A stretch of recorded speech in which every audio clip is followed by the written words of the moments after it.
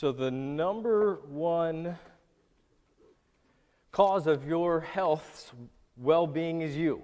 You know this. You get all the time from people telling you how to eat. I'm not going to do that today. And all the time, people telling you that you need to sleep more. You need to do those things. We all need to do those things. And as soon as somebody decides they're going to pay for my vacation to Tahiti every month, then I'll sleep more. But until then, I'm going to have to get up and I'm going to have to go, right? This is what we have to do. But it still nevertheless is the biggest threat to our life, is us. Is that we decide to fill our lives with all kind of stress. And the definition of stress is a threat, real or perceived. And what happens when we get stressed is our blood pressure rises, our pulse rate increases, and we get the dump of adrenaline, and that's great if a saber-toothed tiger or a bus is coming after you. But when this happens day after day, in and out, and then we call it chronic stress, it ends up becoming dangerous physically, it's damaging mentally, and it can kill us. And if you're worried, or if you're tired, today's a great day. You found yourself at church on a beautiful day, because we're going to solve all those problems right here, right now.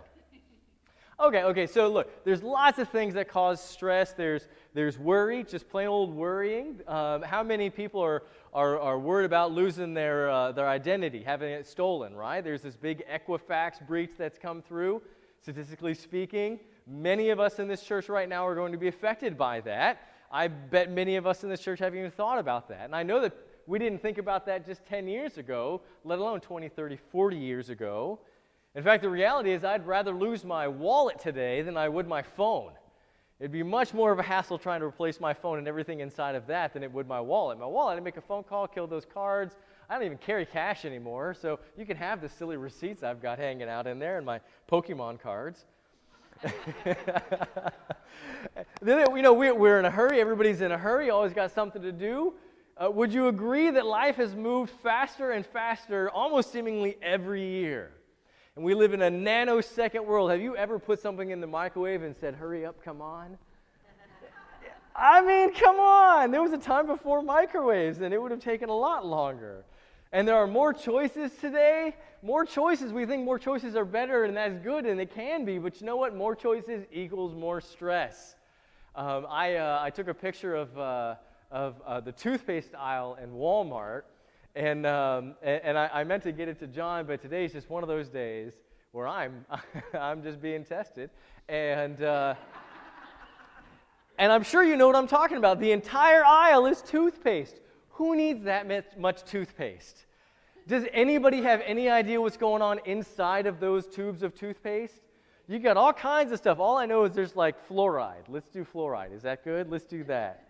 And Starbucks, if I told you all of the different combinations of things to buy at Starbucks, it would take a full 7 minutes. I kid you not, I went up to Starbucks the other day and I asked for a cup of Joe.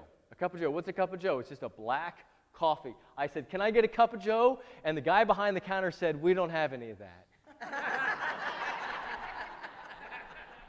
I guess not. All right. And the other big stressor in our world is fear of the future. You get the what ifs. You get the what ifs and what's going to happen. And the best answer to all of these stresses isn't to have the answer, it's to follow the one who does. Because there's going to be worry in our life. It's going to happen. You're going to worry about things. And what is worry? Well, when you have everything you want, when you want it, then you're not worried. And in the moment that you don't have whatever it is that you want when you need it, your needs aren't met, and that causes worry. The hurricane came, right? We got to see all of the big, huge orange and red thing coming at us, and what did we all do? We all went and we got some water, and we bought cans of food, and we bought generators so that we could store up for ourselves energy of all different kinds, whether it's food or gasoline or water, so that when, if ever the time came, our needs would be met. We were able to mitigate that. But you can't store up friends and relationships in the same way that you can store up food. That's not how it works. You can't just do that. More friends doesn't equal better friends. If you've ever been on Facebook, you know exactly what I'm talking about. How many likes did you get? Well, who cares? Where were they when, you needed them? And the reality is that people, I'm not telling anything you don't know here, people, we're all going to fail each other. Your spouse may love you dearly and take a bullet for you, but he or she will fail you. It's going to happen. I'm your pastor, and I love you dearly, and I cannot tell you how many people I failed during the hurricane. Because after the hurricane came, my phone blew up with all kinds of people looking for help and needing this and needing that, and I could not physically respond to everybody who was dinging me.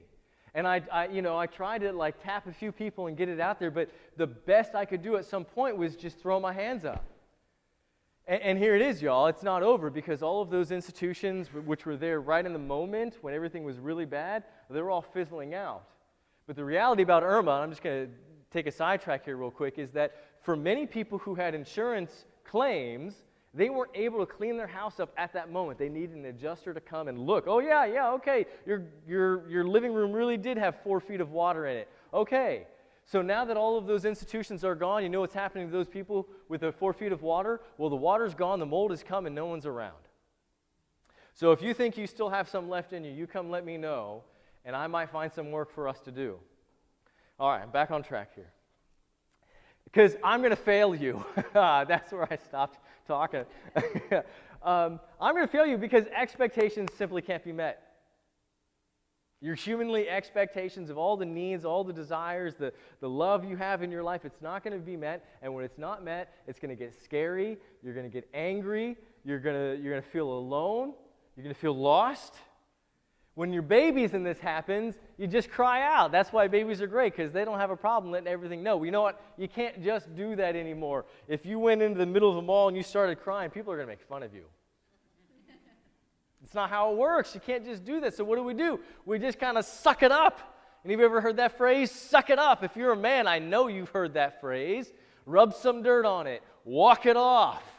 Right? This is what we're told to do. Push it down. It doesn't matter. You'll get through it. Well, King David, he had a different idea when he wrote Psalm 23. If you remember, King David was anointed king while there was still another king. And that guy, Saul, he didn't want to give up. He wasn't going to give up his reins. In fact, he thought, you know what I'm going to do? I'm just going to kill this little schmuck of a kid, and then everything will be great. So while King David is king, he's hiding in a cave. I mean, think about the story you got to tell yourself. The Lord has anointed me king of his people, and here I am in a cave. That's a big disjoint of where you think you should be if you're King David. So what he goes and does, he says, the Lord is my shepherd, I shall not want. He's going to make me lie down in green pastures, the place I need to be, whether that's a cave or whether that's a kingdom. That's an amazing mindset to say, you know what, it doesn't look pretty right now, but this is the best case scenario for me because I'm going to follow the Lord. Because people will disappoint you. And if a person is responsible for your happiness, I think you need to rethink where your happiness comes from. As your shepherd, the Lord will not let you down. It may not be what you expect, but it will be what you need. And it will be for your betterment in the end. If you just take a second and you recognize that the situation you find yourself in really could be even worse, and you start counting your blessings, you'll find that they're there. They are. But we get so in a rush, we get so hurried, we go fast. We don't want to take time to even count our blessings. The second greatest blessing the Lord has ever given us. Okay, the first one, obviously Jesus. Nothing's going to match that one. The second greatest blessing you were given, I bet you flush down the toilet regularly. The Sabbath. You know what the Sabbath is? The Sabbath is your day off. It's the day you're not supposed to work. We work too much. We work because we feel guilty if we're not working. We work because we think that if we don't work, then it's never going to get done. We work because we're told to work. Some of us don't have an option to not work. We find ourselves in a situation. Look, I imagine if you stayed up for 3 months, you could get all your work done. But God did not make you to stay up for 3 months. If you did, He wouldn't have told you that you had to sleep. And the reality is you have to sleep, which means take a rest. In Genesis 1, right, remember God makes the heavens and the earth and the light and the dark, and on the seventh day he rested. He didn't rest because he was tired. This is God. He doesn't get tired. He rested because he wanted to model for us how we're supposed to exist. That even the greatest being in the world, even the one who created the world, rests on the seventh day. He modeled it for us so that we would know how important it was. And then it's in the Big Ten. It's right up in there, right? With don't lie, don't murder, don't worship idols, remember the Sabbath and keep it holy. It's a big day. Look, this is biblical proof for Sunday naps. The Lord told you go home and take a nap on Sunday. Somebody gives you a hard time about it. You know what you can do? You can pull out Exodus and you can find it in there. Look, God said, I have to take a nap. What's the Sabbath good for? It's good to give you a rest. It helps you refocus all your attentions on God so that you can be recharged for the other 6 days. Go nuts the other 6 days. Work 12, 14 hours on those 6 days. Go crazy. Beat yourself up. Just be a dog and work till you're sick. That's great. That's fine. That's wonderful. But on the seventh day, God gave you Sabbath. And call it a Sabbath. Don't call it a day off. You call it a day off, you're going to cheat. Call it a Sabbath. This is a gift from God. God's gift of righteousness, of making that day holy. And it's 1 in 7 this day. Look, my Sabbath is not Sunday. I'm working today. I was up at 4 o'clock this morning. I will be going till 4 o'clock this afternoon, nonstop. You better believe it. You know what's going to happen tomorrow? I'm sleeping in. And no, maybe some of you have had trouble getting a hold of me on Mondays. It happens because you know what I do? I put my phone in the dining room and I live in the other part of the house. And I come back to my phone and I check my messages, but I don't keep it on my side on my day off because it's not my day off. It's God's day that He gave me off. And sometimes somebody says, hey, Pastor, why are you taking a day off? The devil doesn't take a day off. Well, that's right. If I didn't take a day off, I'd be like the devil. Some of you are little devils. Some of you don't even know what a day off is. Don't take that day off. Take a holy day. Take the day that God gave you. He gave it to you. Take it. You look to God to fulfill your needs, it's going to go well. You look to the Sabbath to take a day of rest, it's going to go well for you. And if you go to God for guidance, it's going to go well for you. Indecision cripples us. We think that because we have more decisions in our life is better. And if the decisions are like, death or penicillin, that's a great decision. But more often than not, that's not the decision. There are all these finite little decisions, and you make one decision, and what happens? It builds on, and it goes to another thing, and that decision ends up becoming this huge thing that you never even realized was a decision in your life. Well, who helped you come to that decision? Was it your friends? Was it a pundit on television? Were you listening to Ann Coulter to tell you how to live your life? That is a bad way, y'all. Ann might be fascinating to listen to, but she does not have wisdom. None of the pundits do. We built our lives on the firm foundation of God, and He says we will have a firm foundation and our house will stand the test of time. You build it on sand, you're going to get sand, and it's going to rise up into your house. And the stress of these decisions, whether or not this is sand or whether or not this is a firm foundation, they're killing some of you. You're wavering. You don't know what to do. The decisions are mounting and you can't figure out. There's too many options and you can't make a decision. So here's what you do. First, open your Bible up. If you don't know where to go to James. James 1 says exactly what we're talking about here. Those who go to God will find wisdom. Which is what you should do. Go to God. Ask, pray. Pray, for crying out loud. Have you prayed? Have you prayed? Have you prayed some more? Pray some more even about what it is that you're supposed to do. Get in your small groups. Get in your Bible. And then be quiet.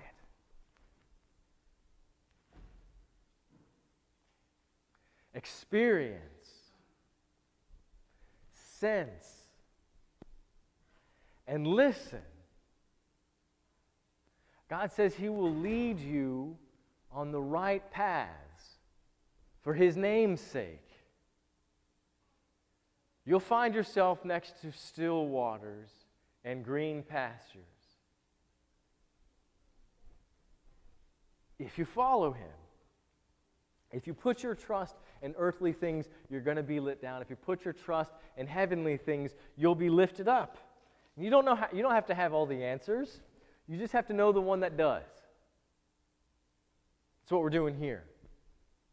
Look, there's all kinds of reasons that we squirrel away all these little things into our 401ks, and we sweat on elliptical machines every Tuesday and Thursday, and we wring our hands about all the decisions that we have to make. It's because none of us know the future. That's really the biggest worry. If we knew the future, it would be wonderful. Anybody worried about the Hurricane Maria? No. And why? Because we have wonderful gift of this radar. These computer models to tell us that it's going to, go swing by Bermuda. Sorry, Bermudans, but, we already had our fun. David reminds us, the Lord is our shepherd. Surely goodness and mercy will follow us the rest of our lives. You just need to have faith when you think about the future, that God's going to finish what He started. If you started on the path to God, He's going to finish it.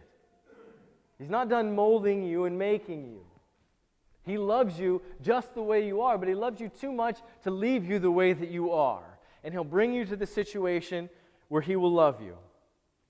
John, do we have the verse, that last verse on there? This is what Jesus said in our readings today. Come to me, all of you. Yes, beautiful. Thank you, John. You are a wizard. Come to me, all you that are weary and carrying heavy burdens. I will make them heavier. No, that's not what He said. He didn't say, come to me, all of you who are burdened, I'm going to put more on your back. He said, come to me, all of you who are carrying heavy burdens, I will give you rest. Take my yoke and learn from me. I think sometimes we think that that's what Jesus is talking about, that if we go to Jesus, He's going to give us even more to do. Well, first of all, you got to know what a yoke is to know what Jesus is talking about. It's actually on your bulletin. It's a little image right there kind of near the upper right-hand side. It's this W-looking thing with this wood coming across. What it is you would attach an ox or something like this to a plow to plow your farmland. That's a lot of work. So what you might do is you might use 2 oxen. And that yoke allows that same amount of work to be split in half by the 2 beasts. So they might not just do one work, but rather each of them doing half the work. So if you thought that yoke was something to do with the yellow part of an egg, it has to do with burdens and lifting up those burdens. And Jesus says, come to me and take my yoke. And when I heard that, and it's easy to think, Jesus, I don't want your burdens. I can barely handle mine. I don't want your divine burdens. I can't handle your problems. But look, Jesus doesn't have problems.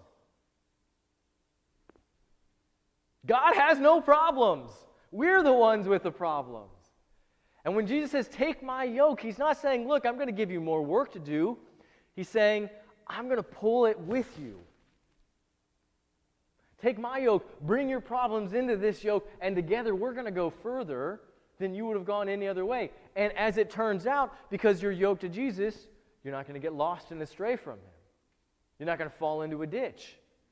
You're not going to go in a place that you didn't mean to go. You'll be right next to Him the entire time.